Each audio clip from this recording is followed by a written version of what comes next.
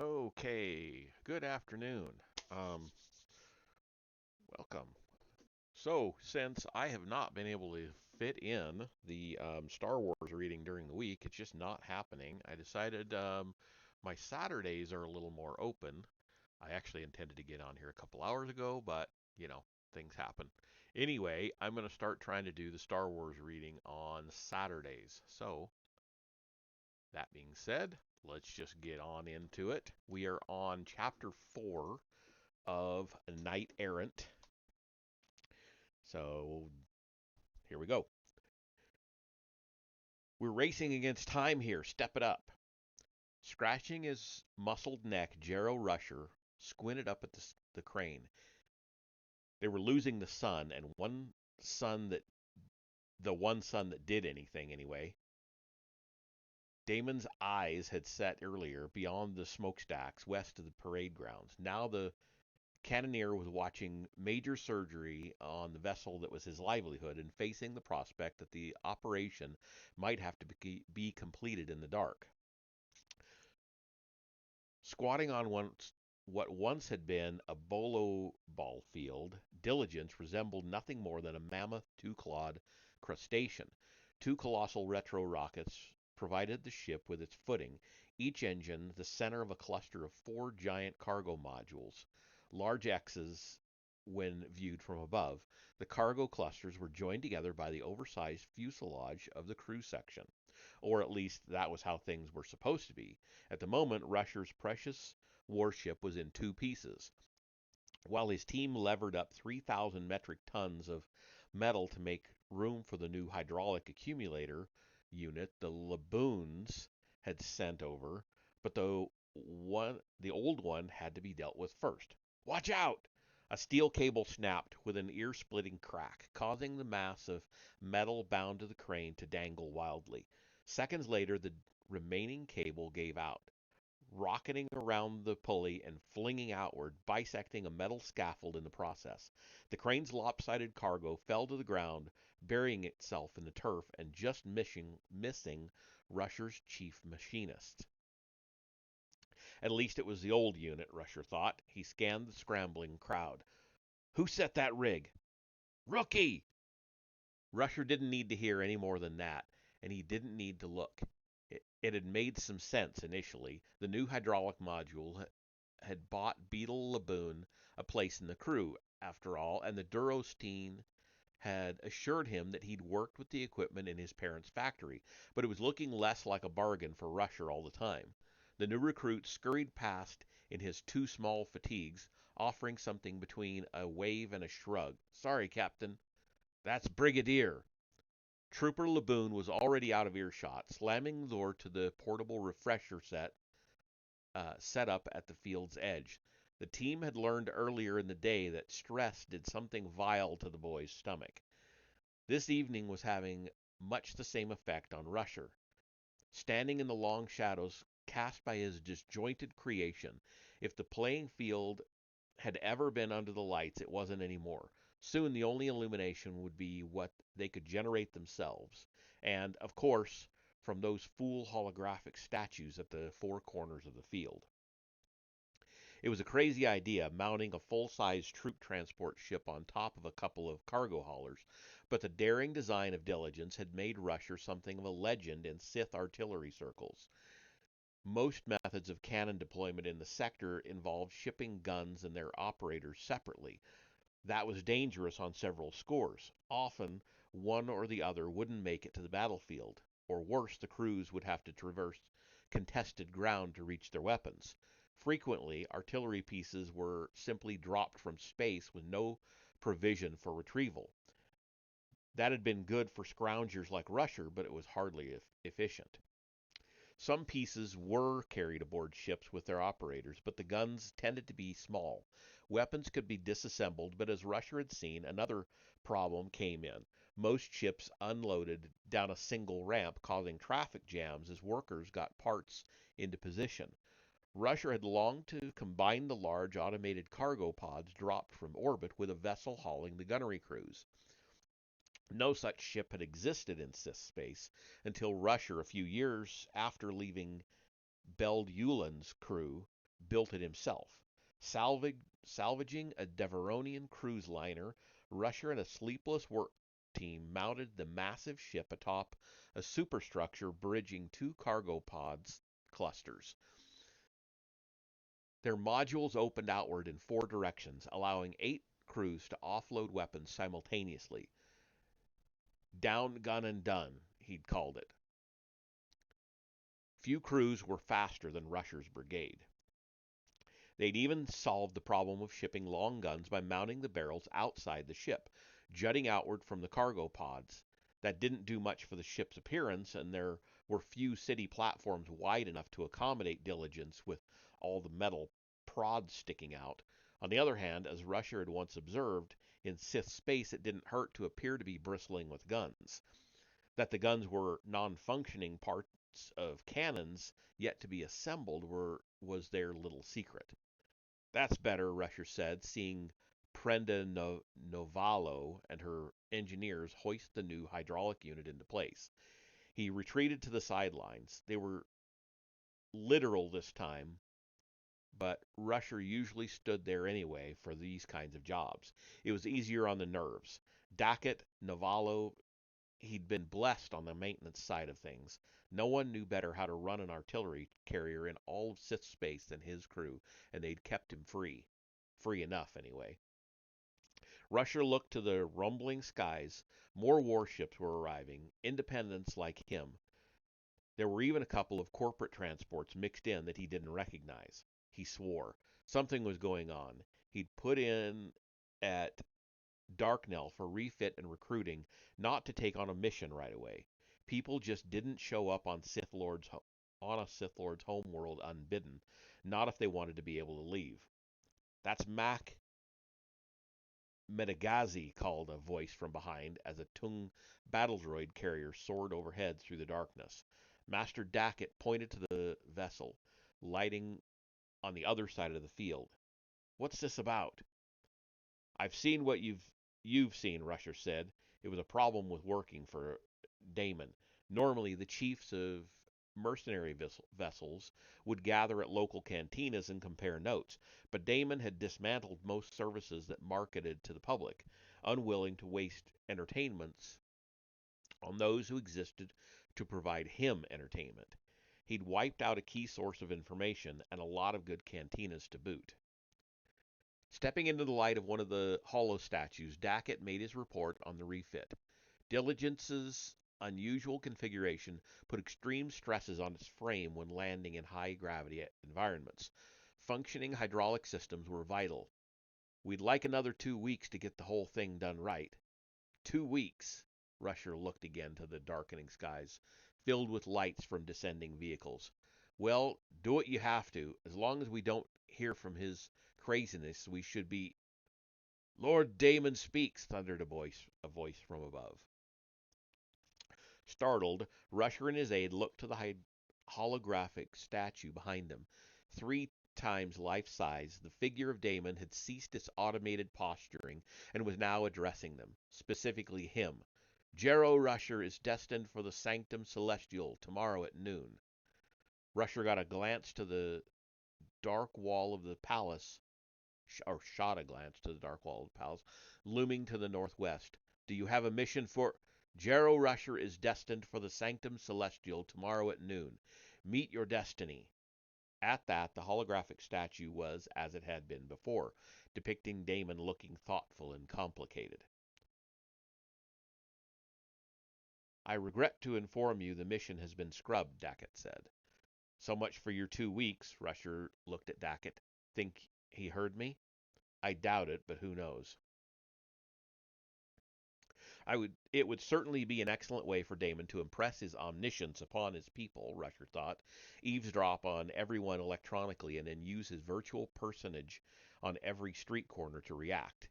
It would be right up there with some of the more effective totalitarian states he'd read about. But like his aide, Rusher doubted it. He'd never met the young lord, but he'd known people who had. Spying on everyone sounded like too much work for someone like Damon. If you didn't think anyone else existed, why bother? Dackett clapped his datapad against his artificial hand. Right then, I'll tell Navallo she's working through the night. Tell you what, Dackett, Rusher said. I'll finish the welding. You visit his lordship. No, sir, the older man said, his gape tooth whistling. Every band has a front man. I just play the pretty music. Rusher chuckled. Front man? Maybe. But even for the so called independents, someone else always called the tune. Okay, switching gears here. When she was a child, Kara had visited the chilly polar regions of Aquilaris, about the only place on the planet where the weather wasn't gorgeous constantly. Even that had been beautiful, with whitecaps cresting one after another in the fjords. She had spied a lone quadractyl, an ocean going avian creature more at home in warmer climes, afloat in the crashing surf. At first, she thought the animal was in trouble. A whitecap would wash over it, forcing it under water. Seconds later, it would resurface, soggy and closer to shore, just in time to be struck by the next icy wave. It didn't seem to be making any attempt to fly away, preferring, it seemed, to ride along and take what fate or the planet's three moons had in store for it. Having watched Sith slaves from Chiloa to Darknell deal with their lives, Kara began to think that was what was happening here too. The people who lived in the sector were like the wretched quadractyl, being buffeted by one violent wave of Sith conquerors after another. Blow followed upon blow, and yet the people, like the animal, rode it out. Some in the Republic felt that the people who lived under Sith rule didn't deserve saving because they hadn't acted to free themselves. It was clear to Kara those people had never seen Sith oppression up close, or they would have understood how wrong they were. The power imbalance between master and slave was just too great. There was no practical way for those under Damon's heel to band together, and in fact, gathering together had the effect of making them more vulnerable rather than more powerful. No uprising was possible. And yet, kneeling in the darkness of her soon to be former room, Carol wondered if she'd just seen resistance in action. Parents in the Daemonate were willing to endure more hardship for themselves if it meant their children might migrate to a position that was marginally better. Decades of oppression had forced on them such a long view of life that even the smallest step was a mighty leap to freedom. Maybe that quadractyl was where it was because it had acted to send its chicks south. It just didn't have anything left to save itself. But Kara had escaped once, and she wouldn't stay now. Peeking outside to confirm that Gubb was at his desk, Kara pulled the folded stealth suit from beneath her bedroll. It was pristine. She'd been given a solvent by one of her friends at work. Ostensibly intended to clean a piece of furniture, the fluid had worked marvelously on the Mark 6. It had taken meticulous effort, mostly after Tan had gone to sleep each night, but the suit was necessary, essential, in fact, for realizing the value of what she'd gained through her other job on Darknell. Kara pulled the drawstring on the duffel bag, lifted her few personal items from the top. She emptied the sack onto her pillow. Pouches of glistening gel tumbled into a pile. Beradium nitrate. Enough explosive to send the universe's would-be creator on a journey of discovery through the stratosphere. She'd brought the explosive out of the factory a little at a time in disposable squeeze food packets. It had been easy enough. She was supposed to bring her own lunch and pack out her trash. In its fluid form, it was less prone to accidental detonation than other explosives, and she probably didn't have enough to pull off what the Bothan had done at the Black Fang. But as a Jedi alone heading up against a Sith Lord, she knew it didn't hurt to have backup. She hadn't known what to do with it all before the other day. Damon himself had given her the key. In his vain insistence that everyone hear his voice daily, on one other world she'd heard his message declaring the sunrise. Listening again the last 2 days, she'd heard it again. The same phrasing as off-world, except for the parts about the day's duration. Surely he didn't record different ones for every world he held, and she wasn't aware of any communications network in Sith space that equaled the one that the Republic had deactivated on the Outer Rim. Both meant that Damon's voice was being simulated and simulated locally on each world. Obviously, really, obvious really, but she'd never thought about the corollary. If Daemon vanished tonight, the rival Sith Lords whose rampage she feared might not find out about it for a long time. Daemon's correctors would want to keep their jobs, which meant they would pretend nothing had changed. But in fact, something would have changed, Kara thought as she refilled the bag and cinched it shut. Life wouldn't improve dramatically, but a Daemonate without a Daemon would be something that would help many people at once. Kara took a last look around the room and stood to depart. Daemon would vanish tomorrow, and it was about blasted time. There were okay, I don't know if we're switching gears again here. There were worse things than death. Narsk's aunt had told him that, raising him alone on Verdanth, near the juncture of three sectors and situated on a major hyperspace lane. The planet was desired by many a petty princeling. Indeed, several had declared themselves Sith Lords immediately upon taking the Green World, as if the title Conqueror of Verdanth meant anything. It usually didn't. Verdanth's masters seldom lived long, but they always survived long enough to do serious damage to the population of the world, a diverse patchwork of transplanted peoples. The Bothan community on Verdanth had suffered less than others, if only because of the species' penchant for intrigues. More stubborn races had refused to submit when the Sith first invaded. Their survivors saw each successive wave as something to be resisted with all means. A noble thought, but ownership of Verdanth was changing almost annually. Defiance of all invaders earned only extinction. The Bothans, meanwhile, submitted freely to whichever Sith warlord they estimated had the upper hand. Their instincts were so good, observers said, that one could track the balance of power in the system simply by looking at who had the most Bothans in his or her camp. Being on the losing side meant death, but that wasn't the worst part. As his aunt had put it, it meant that you'd guessed wrong. Understanding the relationships between others and accurate reckonings of power and where it lay, these were the things that made one a Bothan. Narsk's aunt once described a tribe of feral Bothans, found untold years after a crash on a deserted planet. They had no spoken language, but they could rank with exactitude the numbers of various kinds of predators in their surroundings. To be a Bothan was to be always on the lookout. Narsk had taken those lessons to heart. While a slave for successive Sith Lords on Verdanth, he'd managed to find chores that bettered his perceptions.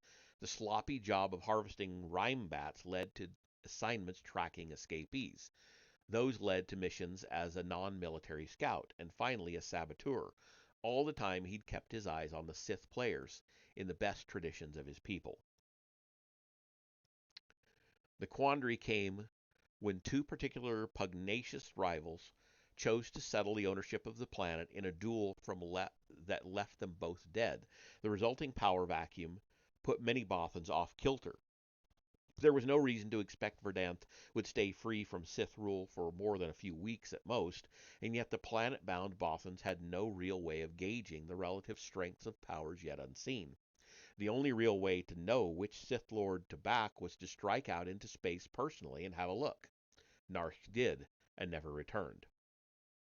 He'd found a wondrously complicated political scene, a patchwork of dominions and dependencies, ruled by despots with secret connections and histories of betrayal.